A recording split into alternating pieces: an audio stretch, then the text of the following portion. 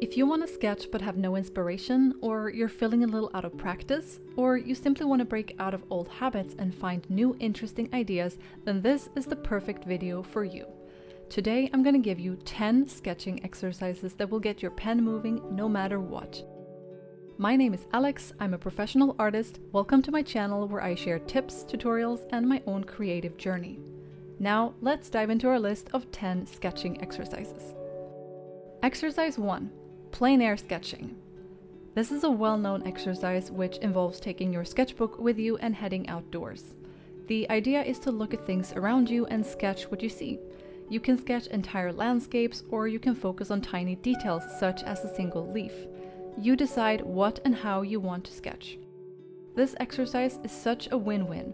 You get some sunlight, some fresh air, and you get to be creative and draw at the same time. The drawback is that depending on where you live, you may not be able to go outside during the winter months.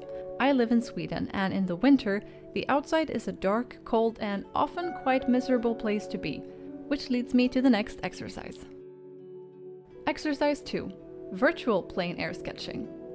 When the outside is too cold, too dark, or when you simply don't have enough spoons left to go out, try a virtual plein air session instead. How does it work? Open Google Maps, zoom out until you can see the whole world map or a specific region of your choice, then drop the little street view guy onto the map at random and sketch what you see. What's great about this exercise is that as long as you have electricity and internet, this exercise is always available to you. You can see any view in the world and you don't even have to leave your studio. On the downside, sometimes the street view images can be a little blurry and scattered, but you can turn around with the camera and hopefully find a spot that works. Exercise 3. TV doodles. This is one of my personal favorite exercises. You sit yourself down in a comfortable spot and put something on the TV. It doesn't matter what it is as long as it's moving footage. The idea is to watch something and sketch whatever catches your attention. It could be a face, an earring, a glass of water, a plant, a tree, or just an interesting composition. But you only have a few seconds to see it and quickly get a doodle down on the paper, so you really need to be quick and go with the flow. This exercise is great for practicing speed and the art of not caring. There's no time to think, and over time, this will get you into an easy flow of simply moving your hand. You'll also practice a bit of drawing from memory and improvisation.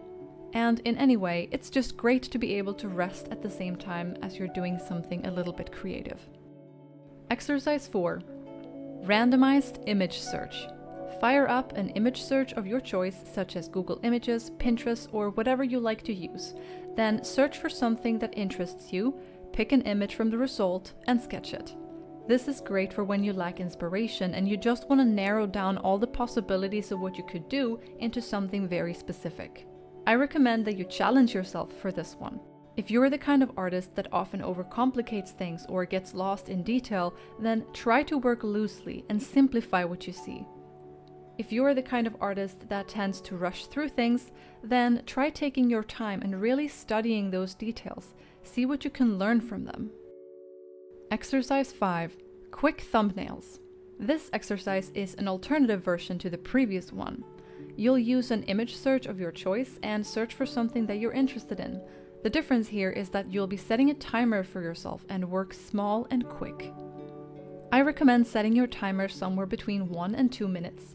This is to prevent yourself from setting out with the idea or goal of creating a masterpiece. When there is so little time, there's just no room for the thinking part of your brain to plan and problem solve and contemplate every angle of the perspective. You just scroll something onto the paper without thinking, and that can be a very liberating experience. Exercise 6. Switch drawings game. This one is great fun to do with one or more buddies, but you can do it on your own as well. Each of you will start with one paper in front of you. Ideally, you also screen yourselves off so that no one else can see what you're drawing. Then you agree on a timer, anything between 2 to 5 minutes. When the timer starts, you all start drawing, and when it stops, you stop and pass your drawing around clockwise. You set the timer again and repeat. Pass your drawings around for as many rounds as you like. If you're doing this alone, you'll have 2 or more papers that you switch between when the timer rings.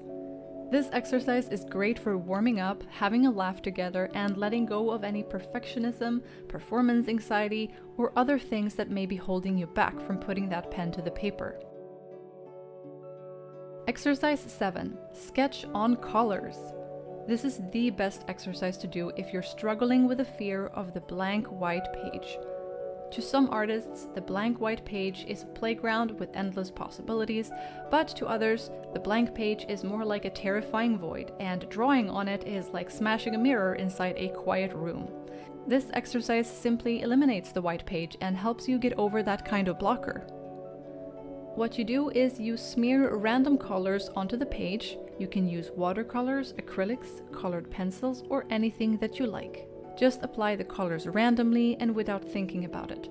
The weirder the better. Then, the exercise is to move around in your environment and sketch what you see onto the colored page. That terrifying blank page is gone now, and the colors are just more fun to look at.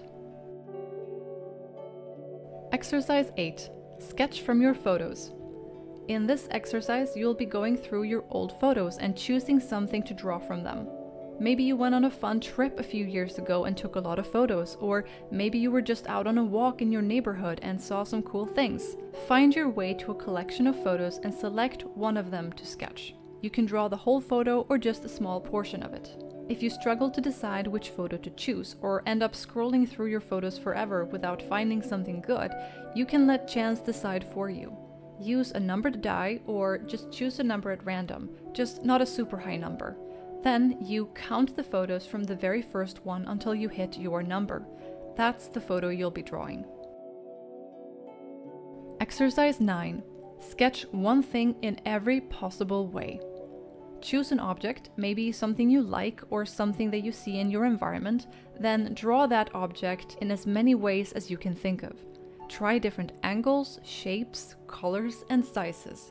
Keep going until you run out of ideas. This is a great exercise if you want to practice your concept art skills. The best part of this exercise is that you will notice how your ideas get more and more interesting and are more out of the box the longer you go at it. Oftentimes, the first idea that we get isn't the most interesting one out there. In fact, it's usually based on something we've seen a lot or a kind of stereotype. The best ideas will usually begin to emerge once those immediate ideas are out of the way. Exercise 10. Sketch abstract. This is definitely also a favorite of mine. It's just so relaxing and liberating to not have to think about your art in concrete ways. Sketching abstract allows you to explore color and shape that don't have any direct or clear meaning. Instead of worrying about the anatomy of that arm or if the perspective of that house isn't a bit weird, your only concern here is to apply color and shape and see how they interact with each other. It's about working with the fundamentals of art without adding the complexity of reality into the mix. This exercise is a really refreshing reset that can get you out of a corner, help you to loosen up, and allow you to break out of old habits that aren't always serving you. And that's the end of the list. I hope you found a lot of these ideas inspiring and useful, and that you'll now have an easier time getting creatively unstuck. If you enjoyed this video and want to see more like it in the future, you know what to do. Like and subscribe, it helps me to keep going. Stay creative, and I hope to see you again soon.